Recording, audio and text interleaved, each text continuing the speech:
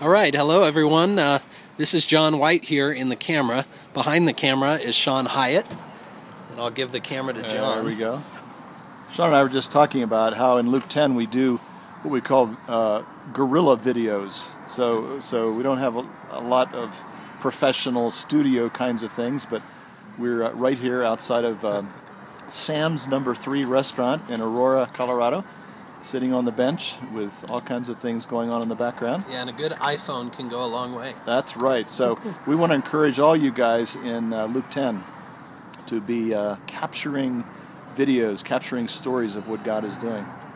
In this video, Sean, I want to talk about the whole Church 101 course, and I'll just make a couple of comments about background. So for 3 or 4 or 5 years, we've been trying to think about how do we communicate the values that God has given us. And so we would create a course.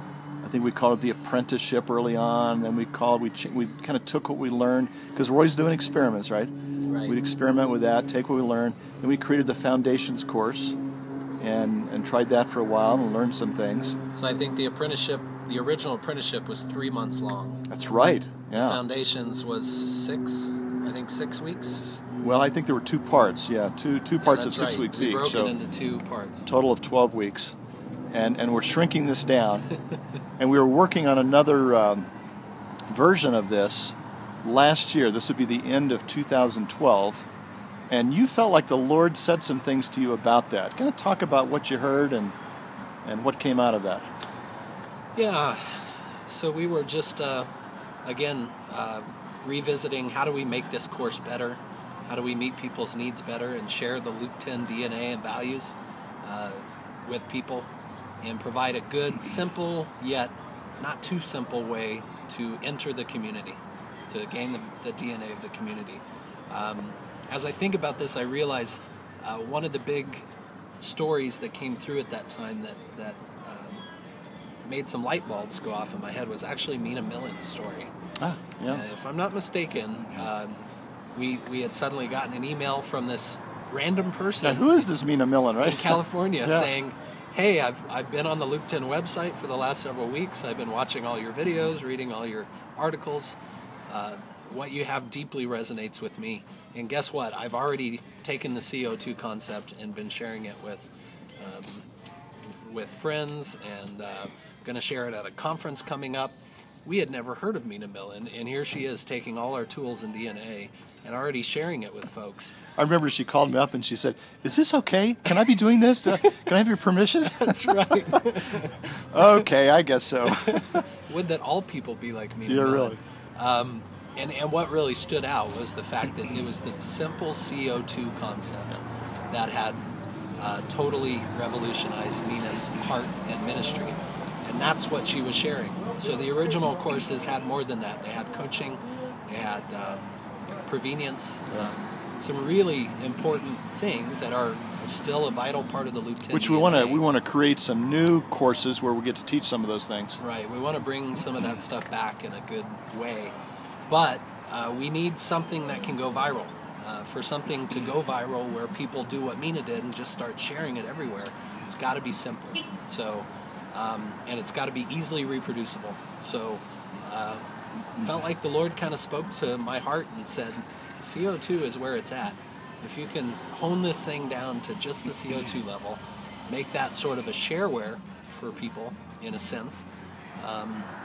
And so I brought that idea to the leadership team and resonated with them, and so we went ahead and did it, and we created what's currently the 4-week Church 101 course. It's really 3 weeks of teaching, and then the 4th week is, what are my next steps? How do I get involved? How do I join the revolution? And it's mostly shareware. Just let us know you're doing it, and go share it, and encourage others to share it. And it's a great way to bring the CO2 concept and the Luke 10, ministry and DNA and values to anyone everywhere. And now we're seeing it go viral. It's really true. Well, I remember getting that email from you, I think December of 2012, where you were kind of saying, I think the Lord's talking to me about this, and I think we should go down to 4 weeks, because they're getting smaller and smaller, and make it free and make it easily accessible. It was a whole proposal. And it's going to go viral. And when I read it, I thought, I think he's right. And so you were the one who kind of put it all together, created those files. Right. And over the last year, I'm guessing that there have been at least 50 groups that have gone through it. And we don't know because we don't have any way of really totally keeping track of this. Right. And it's gone generational. So somebody will go through it and they'll say, I've got some friends that I want to take through this, and they'll go through it. And then who knows how many generations down that's at. And it's gone worldwide too. So we're seeing Church 101 in Australia and France and Russia. People are starting to Africa, right? To think about translating it. Philippines, where? Yeah, the Philippines? Somebody in the Philippines, I think. So we're starting to think about translating into these different languages. So I think you heard the Lord right on that. Well, it's obviously all about Him, but I think this really shows the value of experimentation. Yes. We wouldn't have gotten to that point hadn't we been experimenting, and getting it better each time. So the Lord wants us to see what's on our hearts and go for it, and invite Him along the way, follow Him along the way, listen to Him along the way, and see how He encourages us to tweak it. And he asks a lot of good questions. So he doesn't just say, "Hey, go do this," but he says, "What did you learn? Yeah. How could this be better? What do you want for this?" And he's the best partner and Lord, but partner in any ministry effort. It's kind of like how all children grow. I mean, if you have a father who encourages you to try things, and the failure's not the end of the world, you learn from that.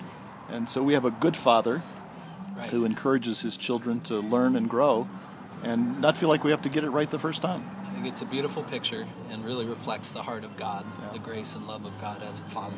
So. John, fun to be with you on this journey. This has been great.